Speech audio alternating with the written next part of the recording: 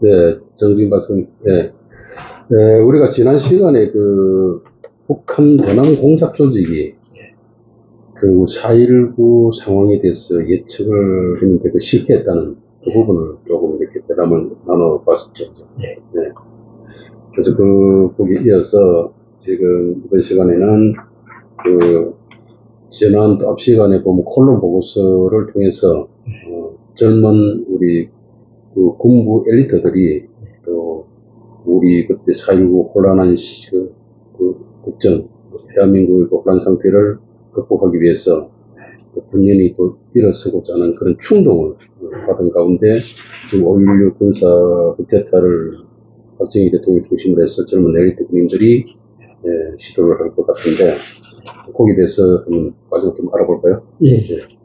그래서 지금 4.19 혁명이 학생들 주도로 해서 이게 이제 혁명적 상황으로 바뀌었는데 그 당시에 이제 부정선거에 대한 저항이었지 않습니까? 그렇죠.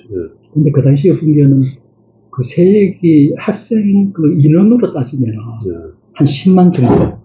근데 군인은 한 70만 정도. 그만큼 이제 군문의 사회적 영향이 큰 집단인데 세력수만 해서 이제 학생들의 이제 부정선거 반대 들고 나오고 이러니까 국민들이 참 학생들 정의롭다 이런 이제 분위기가 있고 이러니까 군인들로서는 지난 시간에 말한 콜럼보스 미국에서 젊은 군인들을 이제 우롱을 하고 이러니까 자존심도 상하고 이런 상황이죠. 그러다 보니까 군에 군인들이라든가 이런 양반들도 군에서도 부정선거가 많이 났거든요. 그 당시에 몇번 참모총장이 손유찬인데 손유찬 씨가 부정선거를 많이 지시를 은밀히 내리고 이래가지고 군에서도 불만이 많았는데 학생들이 시위를 하고 그러니까 군인도 심정적으로는 이거 부정부패 이승만 정권 말기에 부정부패 부정선거 이런 데 대해서 불만이 엄청 많았습니다. 그래서 이제 각 군대에 그룹 중에 여러 그룹에서 이 사회가 이래서 되겠느냐 이런 오구 충동이 많이 일어났는데 그 대표적 인물 중에 한 명이 이제 박정희 전 대통령도 거기에 대해서 많은 이야기를 하고 있었던 거예요. 부정부패에 대해서 불만을 가지고 있다. 그래서 우리가 5.16이 여기서 이제 5.16에 대해서도 쿠데타냐 혁명이냐 이런 이야기가 많은데 저희들이 이제 좀 가치 중립적 입장에서 5.16 군사 정변 이렇게 표현을 하겠습니다. 그래서 저도 개인적으로 어떻게 직장이 있지만 우리가 좀 공익성을 고려해서 이 방송을 듣는 분 중에는 쿠데타다 혁명이다 다 여러 견해가 있기 때문에 좀 학술적 가치 중립적 용어로 군사 정변 이런 용어를 쓰겠습니다. 그래서 1961년 5월 16일 날 박정희, 김종필 이런 양반들이 그 정변을 일으키면서 그 정변의 명분으로 4.19 뒤에 집권한 장면 정부가 너무 무능하다. 무능해서 전국을 수습할 능력이 없다. 그래서 사회 혼란이 너무 심하다. 지난 시간에 말씀드렸다시피 북한이 대남 공작 차원에서 이 데모를 계속 흔들고 학생들 흔들고 이러니까 판문점에서 남북 학생회담을 하자 이런 상황까지 오니까 가자 북으로 오라 남으로 막 이러니까 국민들 중에는 이 어린 학생들이 정치에 너무 깊숙이 하고 불안하잖아요. 그래서 불안감이 많으니까 그때 5.16 하신 분들은 장민 정부의 무능과 사회 혼란 이걸 이제 정변의 명분으로 홍보를 많이 했는데 근데 그 뒤에 보면 박정희 전 대통령은 4.19 이전에 그 군사 정변을 결심하고 있었더라고요. 근데 여기에 대해서는 그 월간조선 편집국장 하시던 조갑재 기자가 많은 자료를 발굴했습니다. 그런데 이제 전두환 정부 때까지 5.16이나 군사 정권에 대해서 언급하는 것은 금기시됐죠. 그래서 이런 자료들은 노출이 안 됐는데 1987년 민주화되면서 언론 자유도 대폭 확대되니까 그 당시 이제 조갑재 기자가 그 관련해서 많은 자료들을 발굴해서 월간 출신에 많이 보도를 했습니다. 이제 조갑재 기자는 부산 수산대를 중퇴하고 군에 있다가 1971년도에 부산국제신보 수석기자로 들어가서 기자 생활을 했는데 이분이 이제 그 당시 민주화 이후에 박정희 시대 자료들을 많이 발굴해서 보도를 했는데 그 자료 중에 특히 그때 조갑재 기자가 그 발굴한 자료 중에는 5.16 주체 사력 중에 이낙선이라는 인물이 있습니다. 이낙선. 이 양반이 이제 5.16 일어나고 상공부 장관, 건설부 장관 이런 장관도 오랫동안 역임하고 그랬는데 이분이 5.16 혁명사 한 책을 5.16에 쓰려고 그 군사혁명 참여자 정언 기록하다 하면 막 카드도 다 해갖고 그 정견 참여자들을 인터뷰한 내용을 메모를 해놓은 자료를 저한테 가서 발굴을 했어요. 그 책으로 안 나오고? 예. 책은 이거 좀 따로 된 건 없습니다. 그래서 그 기록 내용을 가지고 기사를 많이 썼어요. 그런데 이제 우리나라 문제는 정보가 지금 국정원, 언론사 이랬는데 권위주의 정권 시절까지는 국정원 같은 데도 북한 정보를 독점했죠. 그렇죠.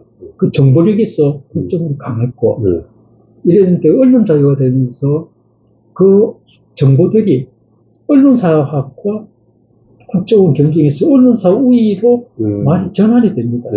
대표적으로 조갑재 기자가 발굴한 자료 중에 그 당시 5.16 관계자들이 조갑재 기자를 만나갖고 이야기를 많이 하고 그리고 이제 국정원은 정부의 정보기관이니까 정부 정책에 필요한 자료를 하니까 이런 자료들은 역사적 자료, 인문학적 이런 자료들은 그 당시 정부기관에서 관심이 없으니까. 그래서 그때 당시에 보면 그 언론의 역할, 언론은 취재과 국민들한테 알 권리를 제공해주는 거고 정보기관은 국가 정책이잖아요. 그렇습니다. 정책 쪽에 집중하기 때문에 정책 정보에 집중하다 보니까 좀 성격이 좀 다른데 그 부분도 아마 역사적으로 좀 달리 좀 평가가 돼야 될 것 같습니다. 그래서 국가 정보기관은 공익, 그리고 언론사는 민간 회사의 사익, 언론사의 사생활 확장되는 조금 더 이제 대명구로 보면 국민의 알 권리, 공익성을 따지지 않는 알 권리.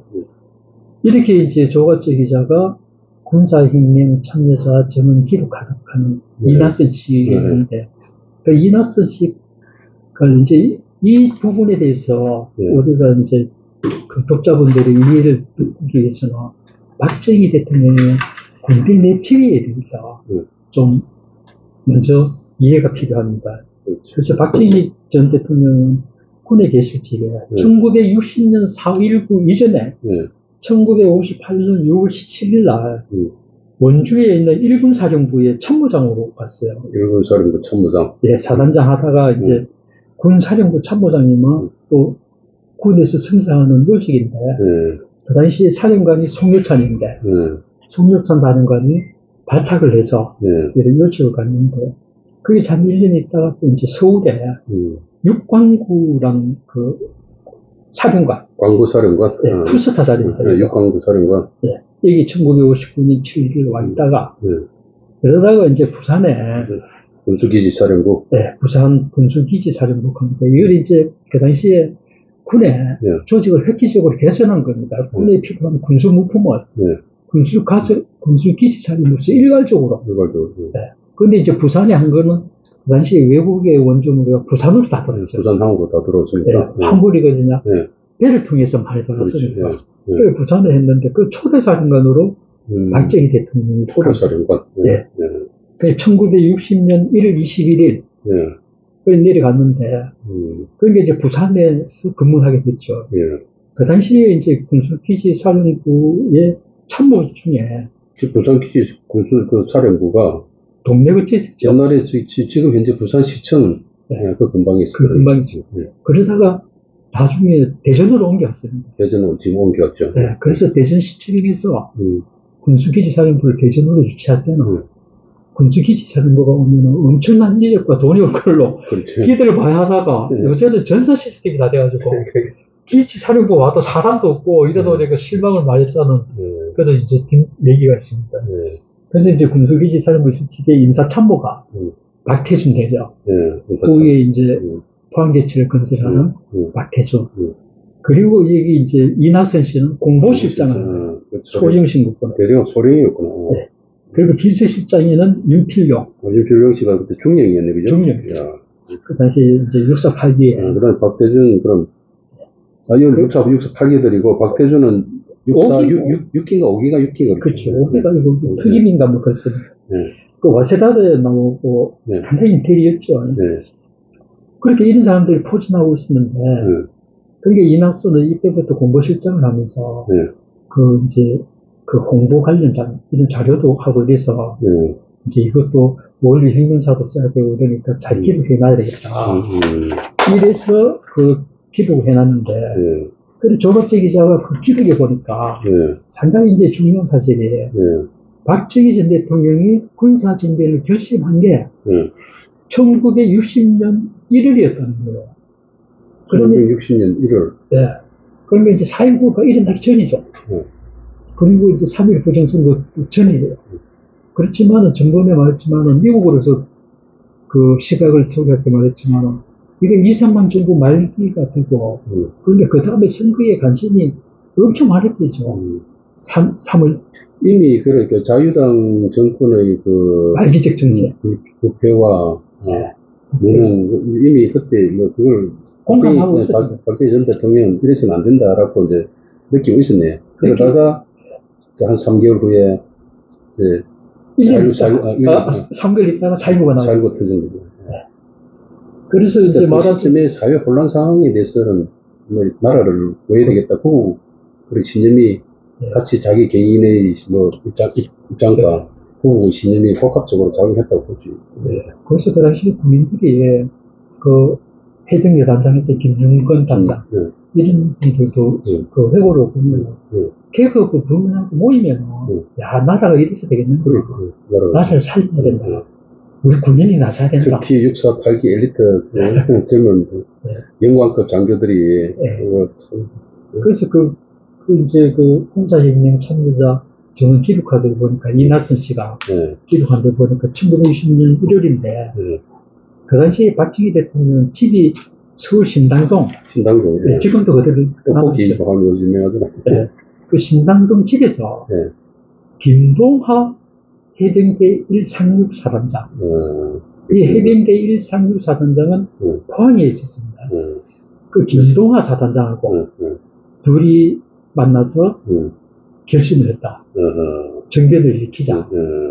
그래서 박정희는 육군, 김동하는 해군과 해병대를 포섭해 나간다. 이 두 양반이 친한 분은 우리가 이제 만주 공관학교라고 있습니다. 만주 공관학교. 1931년도 9월 달에 일본이 만주에 침략하기 위해서 만주 사변을 일으켜가지고 1932년도에 만주국 하는 옥두가시 정부, 괴뢰 정부를 세웠죠. 어쨌든 그건 만주 국가니까, 그죠? 그래서 만주국이 있어야 되니까 거기에 군대가 있어야 되니까. 그 이제 군대 양성하기 위해서 그 육군 사관학교였지. 만주 공관학교? 만주국 육군 공관학교인데 일본 육사가 아니네, 그죠? 일본하고 다릅니다. 만주 공관학교 출신이네요. 그렇죠. 일본 제도를 모방해서 만주국에 맞는 제도를 만든 거죠. 만주 공관학교. 그래서 처음에는 통상 뭐 일본 육사 출신이라고 뭐 이렇게 뭐 모르는 사람들이 그렇게 이야기하고 하는데 그건 아니고. 홍사인가? 아니. 통상적으로. 그런데 여기서 성적 우수자들과 일본 육사에 편입을 시켰어요. 일본 육사에? 그래, 만주국 나오고, 일본 육사 나온 사람들이, 그래, 박정희 대통령도 그렇게 했어. 그렇게 했어. 성적 우수자들. 근데 최근에 보니까, 그 일본 사람하고, 한국인만 그래 갔더라고요. 그런데 그 이제 한국인들이 우수해서, 이렇게, 정말 다른 나라에서 기록을 보니까, 한국인들은 일본어를 계속 교육을 받았잖아요. 언어 장애가 없었던 거예요. 그러니까 그 일본어로 시험을 보니까 성적이 우수해가지고 만주국의 그 육군 공관학교 1등에 많이 나왔습니다. 박정희도 1등하고. 그리고 이제 만주국 육군 공관학교를 통치를 이래야 되는데 그게 이제 자세히 보면은 봉천하고 장춘, 봉천이 요즘 펑텐이라고 했죠. 봉천 공간학교가 있었고, 이건 1932년도 7월달에 만든 긴데, 요거는 2년째였습니다.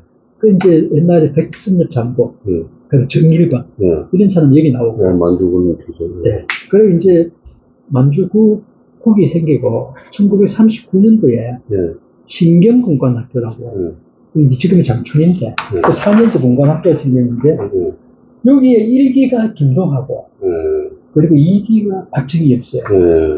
같은 학교 출신이라는 공감대가 있었죠.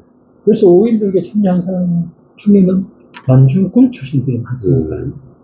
그런데 이랬는데 이 두 양반이 그 정변을 일으키자. 이렇게 이제 합의를 보고 포섭을 해 나갑니다. 그런데 그 당시에 실제로 5.16이 일어났을 때 해병, 그 김포 해병 여단장, 여단을 끌고 나온 사람은 김윤건인데, 이 양반은 신경공관학교 6기, 그렇게 박정희하고 김동환이 학교 후배였어요. 그래서 이 사람들이 이제 연결이 된 겁니다. 연결이 됐는데, 그 당시에 그 이낙선이 있기도 된 이제 카드에 박정희가 직접 구술한 내용이에요. 거기에 대해서 좀 소개를 해드릴게요. 그게 이제 3.15 보충선거 임박해오던 1960년 2월 달에 박정희가 이낙선한테 구술한 내용인데, 구술한 내용을 보면, 뭐라는 내용을 보면, 이것도 좀 어린 것, 살려서 좀 있는 그대로 말씀을 드리면, 그 박정희 대통령 동네 온천장, 별관, 이제 군수기지 사령부 근처죠. 거기하고 해운대 호텔, 이런 데서 김동하, 그다음에 이주일이라고 있었습니다. 이분도 5.16 주체 세력인데. 만주공관학교 1기면, 김동하하고 동기. 근데 그 당시에 이군사령부, 이군사령부는 대구에 있었어요. 그 이군사령부 참모장이 됩니다. 대구 부산이 가까우니까 이제 부산에 내려오면서 또 공종철 뭐 이런 사람들하고 혁명을 논의했다. 당시 정세는 3.15 선거를 앞두고 군에서도 3인존이 6인존이 하면서 공공연하게 부정선거 지령이 내려오고 있었다. 부정선거를 해라.